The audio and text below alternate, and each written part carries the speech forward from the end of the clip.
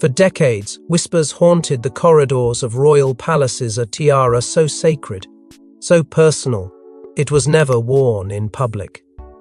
Even photographs were forbidden. But now, an unexpected name has shattered that veil of secrecy. Catherine. Why her? And why now? What lay behind this glittering ghost from the past? Before we go deeper into what this really means for the royal family, make sure to subscribe so you don't miss a single update.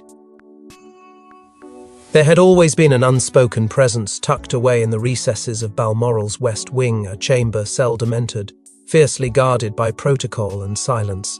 Behind a dust-veiled display case, locked with a key that only 3 people reportedly ever held, sat what palace insiders would later refer to as the invisible tiara.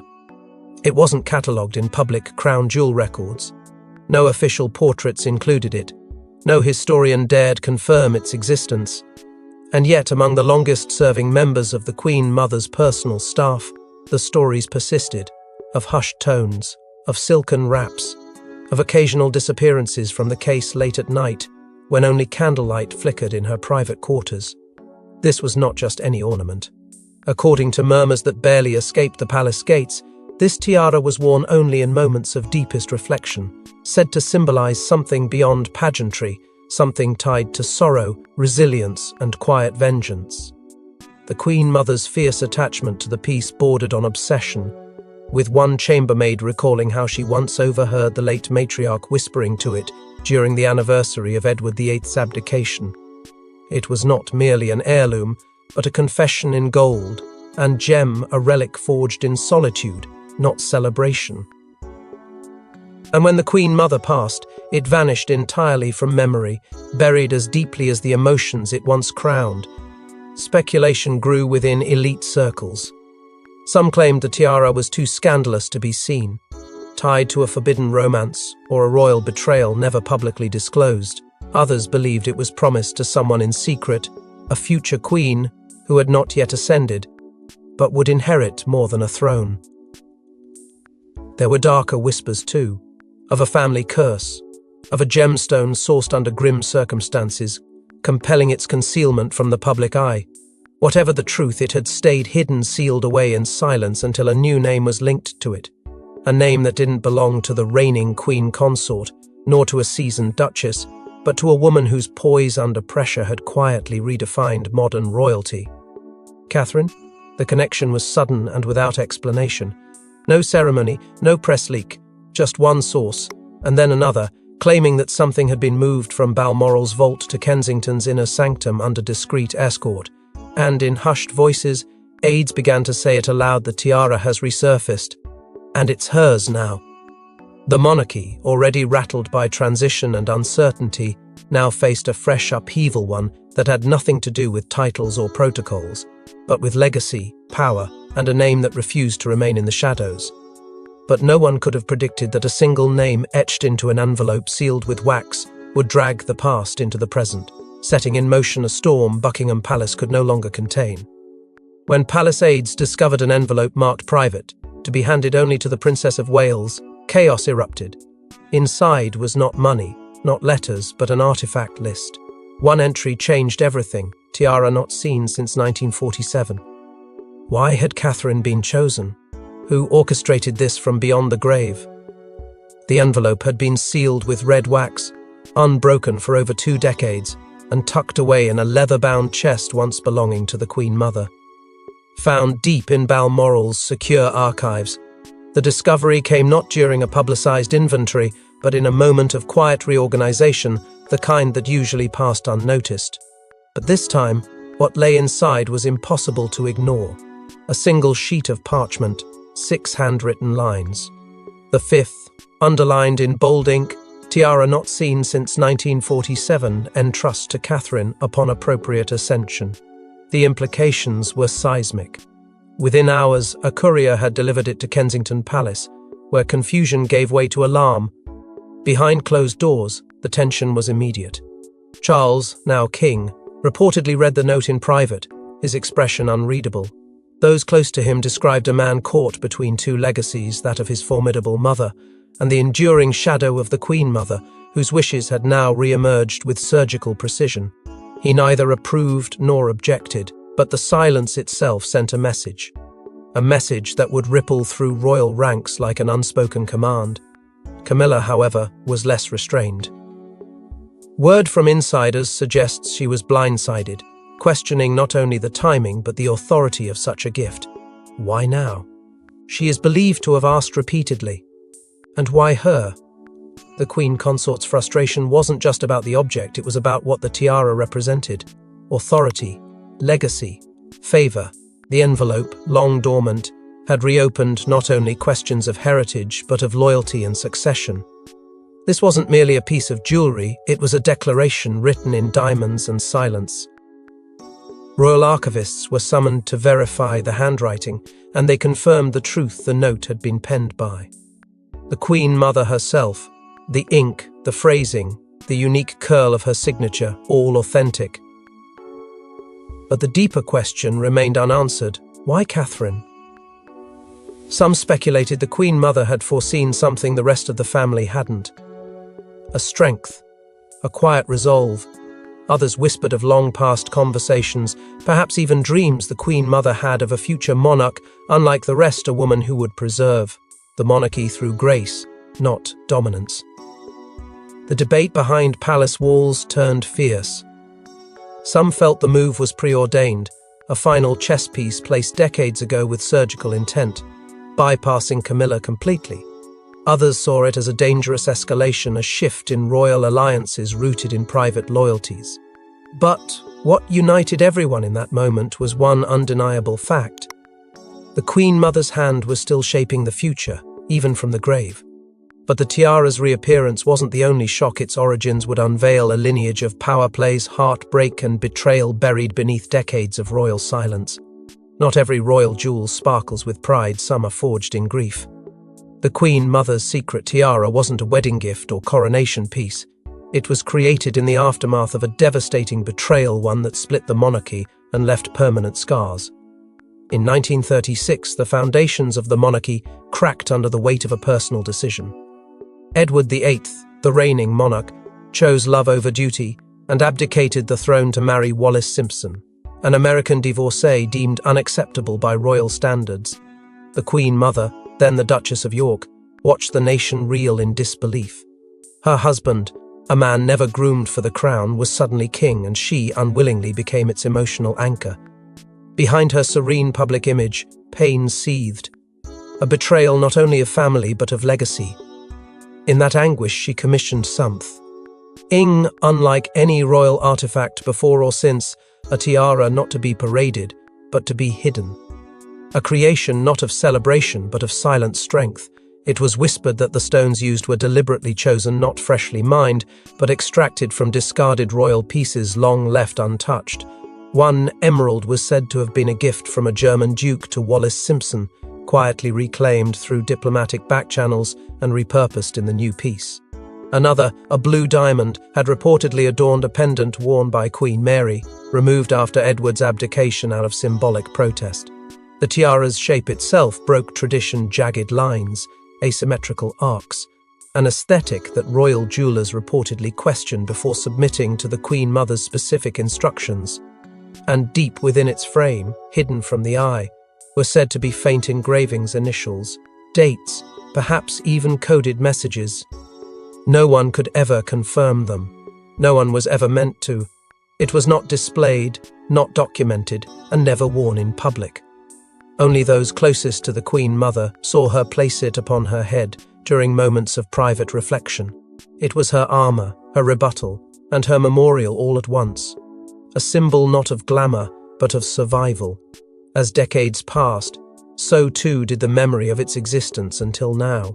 Now, when Catherine's name surfaced in connection with the tiara, those haunting echoes from 1936 stirred once more. There was something eerily poetic in the connection. Catherine, like the Queen Mother before her, had weathered storms the crown refused to name. From media onslaughts to inner palace whispers, she had endured with unflinching grace, and some within the palace began to wonder, was this exactly what the Queen Mother had foreseen? The more one compared their journeys, the more undeniable the parallels became. Two women, both outsiders in their own way, both asked into roles that demanded poise in the face of quiet wars. It no longer seemed accidental that Catherine had been chosen. It felt rather like a torch passed deliberately from one survivor to another. Yet as the press caught wind of this connection and speculation mounted, the palace walls once again began to shake. Questions became whispers. Whispers turned to resistance. Because what had once been hidden was now rising, and not everyone welcomed that return. But as news leaked of Catherine's inheritance, old wounds reopened, and not everyone in the royal household was willing to let the past quietly pass into her hands. Behind closed doors, voices rose. Camila, queen consort, reportedly confronted senior aides, she's not ready. That peace was never meant for her. What began as a quiet transition turned into a whispered war, with Camilla's camp seeking to bury the decision before it could go public. The tension had moved from whispers to pressure, from curiosity to conflict. The moment Catherine's name became officially tied to the Queen Mother's hidden tiara, Camilla's composure began to crack behind palace walls. To the outside world she remained regal, unmoved, but internally her fury simmered. The idea that this symbol, once born from betrayal, resilience and authority, would now be unveiled under someone else's name, and not hers, ignited something that had long been buried. Sources closest to the queen consort revealed that she felt blindsided, not merely by the tiara itself, but by the implications of what it symbolized. A legacy she had never been invited into, a past she could never rewrite, and now a future she could not control. Charles, trapped in the center of yet another emotionally loaded standoff, reportedly remained non-committal. He had already seen what happens when personal feelings override royal duty. He had lived through it. But his wasn't a constitutional crisis. This was a personal one, and its impact was no less dangerous. Insiders claimed the king's reaction was one of cautious retreat. He refused to intervene publicly, but his silence only deepened the divide. Behind the stone walls of Sandringham, the discussion turned sharp. Unsettled was the word used by one staff member. Explosive was used by another. What was supposed to be a quiet honoring of a hidden legacy had turned into a confrontation of succession, symbolism, and silent rivalry. William, sensing the gathering storm, moved swiftly to shield Catherine from the undercurrents swirling around her. He knew the implications. He had watched the media crucify his mother, then his wife. He wasn't about to let the institution do it again, not from within. His presence beside Catherine grew firmer, more visible. It was a signal, subtle but unmistakable. She wasn't standing alone, not this time. And yet, the tide inside the palace continued to shift. Camilla's allies within the firm began probing the origin of the envelope. Who had handled it? Who had verified it? What gave the Queen Mother the authority to dictate royal jewelry after death? Was this even valid, or a sentimental gesture taken too far? Historical precedence was summoned like a weapon. Examples cited, cases reviewed. But the truth no one wanted to say aloud was this. The battle wasn't over protocol, it was over perception. The tiara, long hidden, now had the power to shift narratives. In a monarchy built on lineage and illusion, perception was everything. Camila knew that. So did Catherine. And somewhere deep inside the palace, between legacy and legitimacy, the war for symbolism was already being waged. While Camila pushed back, the public's reaction took a turn the palace never anticipated. Social media lit up, and the myth of the invisible tiara exploded into viral fascination. Within hours, hashtags exploded. Hashtag Tiara Truth trended across platforms. Leaked images, alleged sketches, even AI recreations of the lost gem flooded the internet. But one post changed everything. A never-before-seen image of the Queen Mother wearing the tiara, with a blurred figure beside her. His silence the firm had once relied on no longer existed. In a digital age where information travels faster than control, the tiara's mystique erupted into a full-scale online phenomenon. At first, the buzz was quiet, a few royal watchers discussing unconfirmed reports of a hidden piece now linked to Catherine.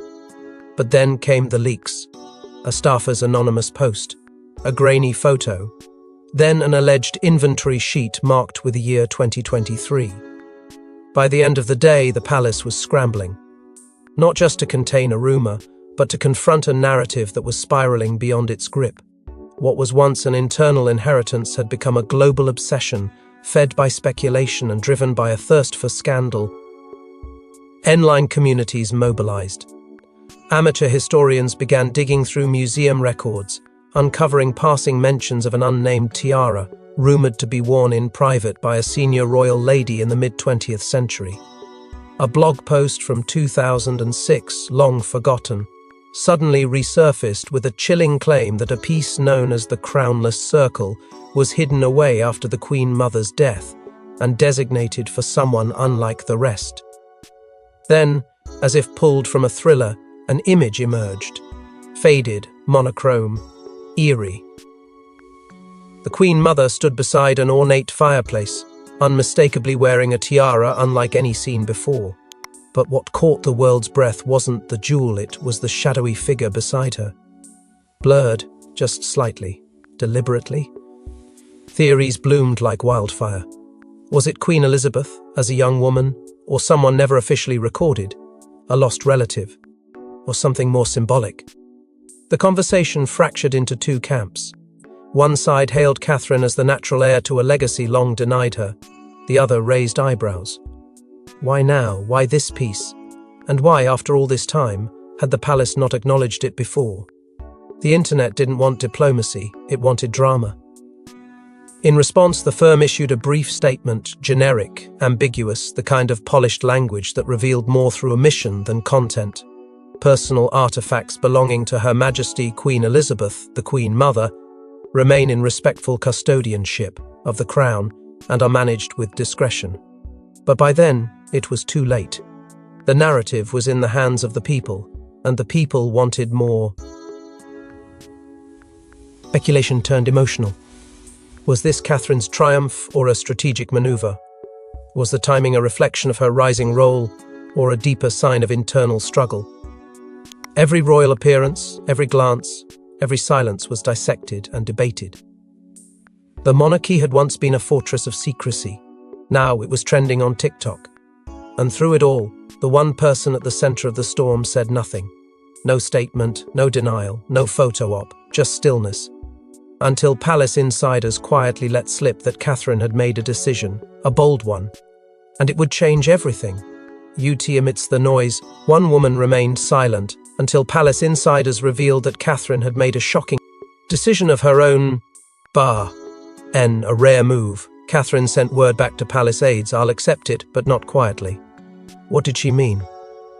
Insiders say she refused to lock the tiara away again. Her plan, a royal engagement that would finally give the world its first real glimpse, regardless of resistance.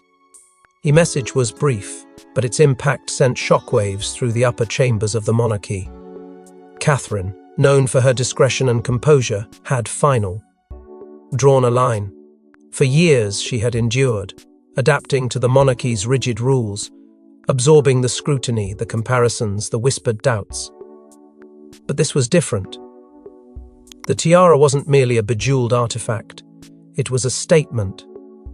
And she would not let it gather dust in some guarded vault, its legacy sealed behind velvet drapes. Her choice to wear it publicly at the upcoming state banquet hosting multiple foreign dignitaries was nothing short of revolutionary in a house that revered secrecy over spectacle.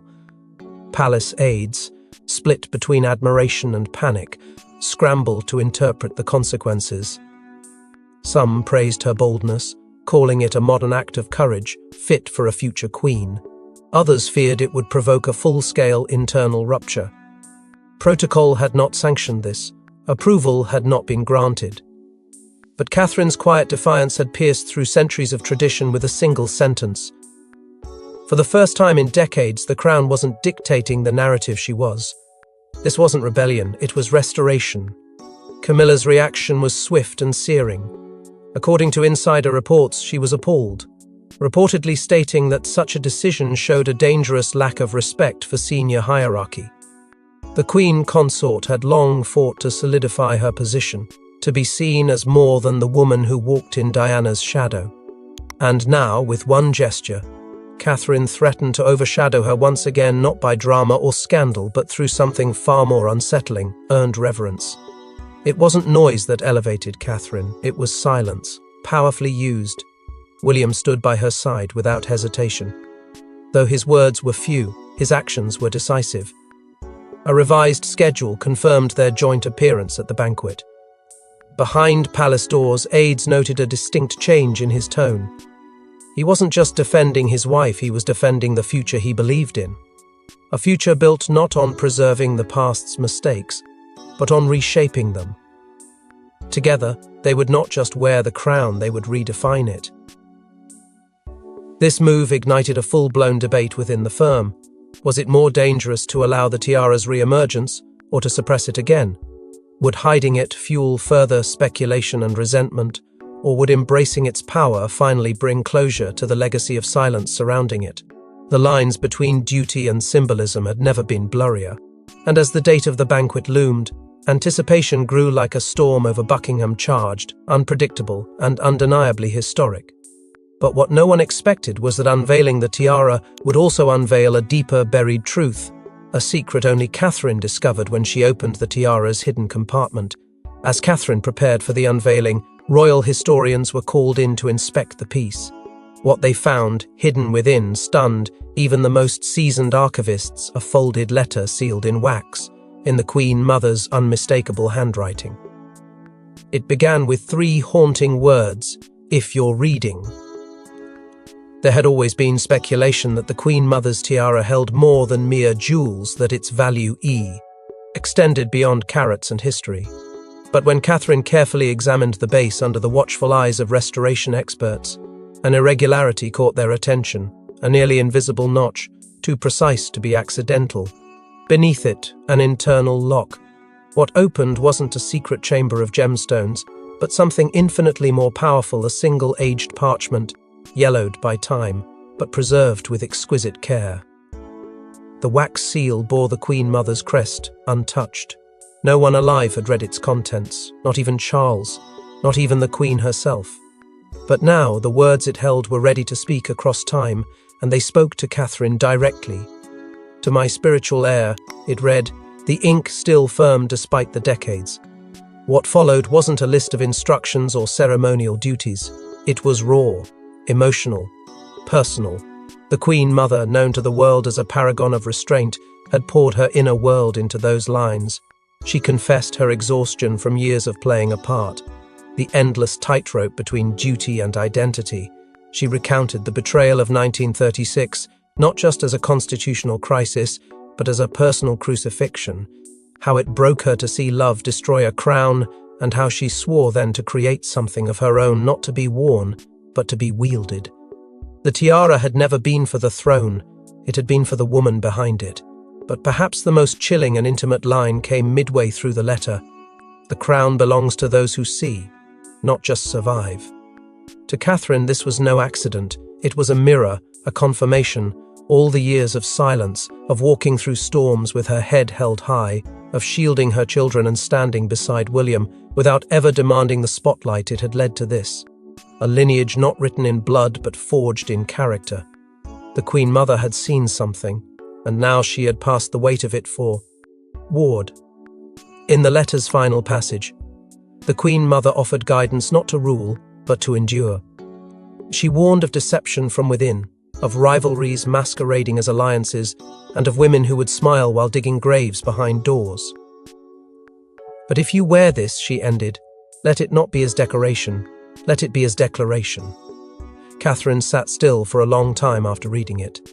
Those present said she looked neither triumphant nor shaken, but something in between, as if centuries of voices had just found their resting place in her. And so, the moment arrived, with the world watching. Catherine emerged. But it wasn't just about wearing the tiara. It was about rewriting history in front of an entire nation. As the palace doors opened and Catherine stepped into the hall, silence swept the crowd. The tiara shimmered more delicate, more defiant than anyone had imagined. But in that silence came something more powerful, a message. This wasn't just about jewels. It was about power, lineage, and defiance. Every eye locked on her. Conversations halted mid-sentence. Even those accustomed to royal spectacle found themselves speechless. The infamous tiara, long buried in myth, secrecy, and conflict, now gleamed unapologetically atop the head of the woman many had underestimated. But it wasn't the diamonds or the craftsmanship that held the room hostage. It was the symbolism, the moment, the message Catherine carried without saying a single word. She didn't need to raise her voice or posture. The crown did it for her. Not the official one of coronation halls, but the one born of pain, silence, and earned grace, the tiara that had chosen her.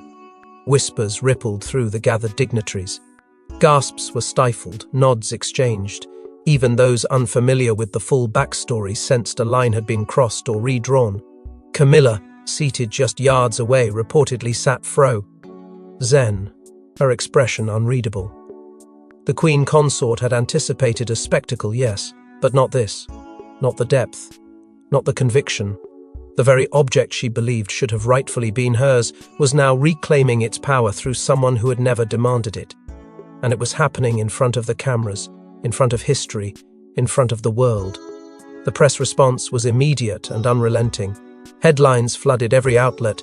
The tiara returns, and with it, a new queen rises. Defiance in diamonds, Catherine's statement to the monarchy. The story outpaced even the palace's most optimistic projections. Across Europe and beyond, international monarchies responded in subtle but telling ways. Some sent congratulatory messages cloaked in diplomatic language, while others remained notably silent. In those silences, many heard disapproval. In those messages, many heard recognition. The balance of royal influence was shifting, not through politics but through presence. Analysts dissected every detail. The tilt of the tiara, the colour of Catherine's dress, the historical parallels between her and the Queen Mother. But beyond the speculation was a single, undeniable truth. This was not a ceremonial debut. This was a declaration. A bold, deliberate act of reclamation. Catherine had accepted the legacy not to appease a ghost, but to amplify her own quiet strength. She was no longer the future queen, spoken of in hypotheticals and titles yet to be. She had become the chosen queen, confirmed not by coronation but by conviction. And as the tiara caught the light one final time, there was a sense that the monarchy itself had blinked. The institution, long governed by tradition and rigidity, had just witnessed something that couldn't be contained in protocol or precedent. A moment of silent revolution. One woman, one message, one turning point. But just when it seemed the story had reached its crescendo, one final twist emerged, a piece of royal protocol rewritten in ink, just days before the reveal. Buried in royal briefing papers was a single line added by Charles, days before the banquet.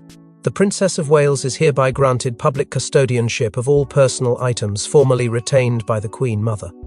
With this, the final battle was sealed, and the legacy shifted forever. It was an administrative detail, a quiet clause tucked between ceremonial scheduling and archival transfers, but its weight was monumental. With a few inked words, Charles had not only acknowledged Catherine's place in the monarchy, but carved it in stone.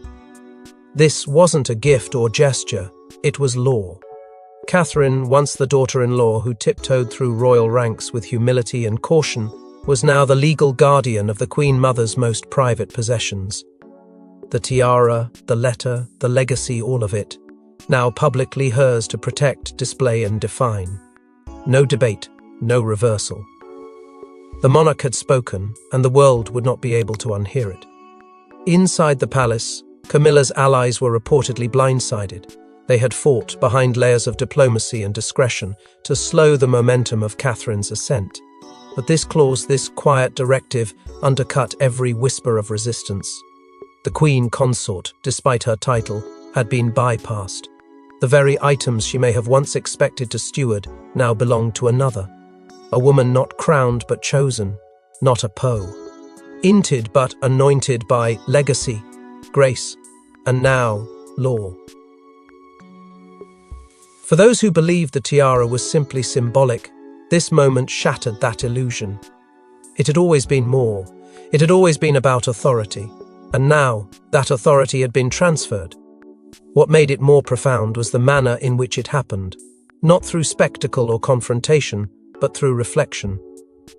Charles, often caught between duty and personal history, had made a decision that rewrote internal dynamics without saying a word in public.